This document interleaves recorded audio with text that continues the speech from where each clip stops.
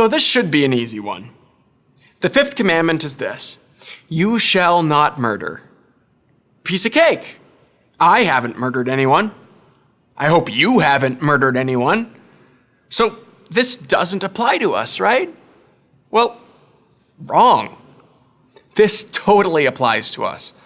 In the explanation to the Small Catechism, Martin Luther writes, what does this mean? We should fear and love God so that we do not hurt or harm our neighbor in his body, but help and support him in every physical need. Now, that's a big difference from just not killing anyone.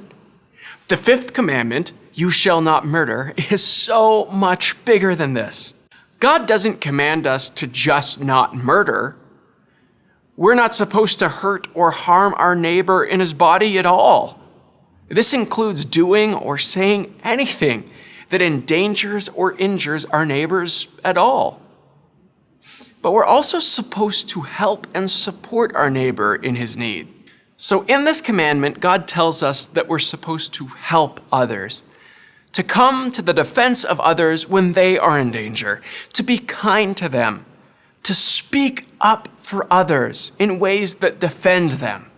Jesus even went so far as to say this: you have heard that it was said to those of old, you shall not murder, and whoever murders will be liable to judgment.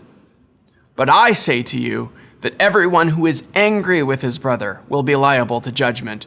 Whoever insults his brother will be liable to counsel, and whoever says, you fool, will be liable to the hell of fire.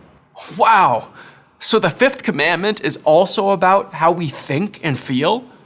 Anger and hatred towards others? Insults and put-downs? Who can do all of this? Only Jesus can, perfectly. And he has, for you. He loved you so much that he gave up his life for you. He suffered judgment for you. He suffered the pains of hell for you and for your sins because he loves you. And that, in the end, points us back to God's plan for us, to love our neighbor. When we work to keep the fifth commandment, not only in our actions, but also in our words and in our thoughts, we are practicing true love.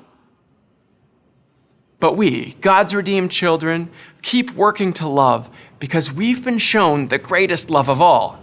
That's Jesus, who didn't murder in his thoughts, words, and actions, but always has and always will perfectly love and care for you. As you consider what it means to keep the fifth commandment, consider these things. How is thinking hateful thoughts or saying hateful words similar to murder?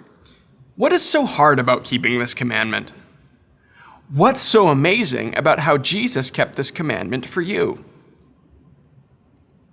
How do you think your outlook on life would change if you stopped saying and doing things that hurt others? Why is that? That's it for now. Blessings on your preparation, and I'll see you next time.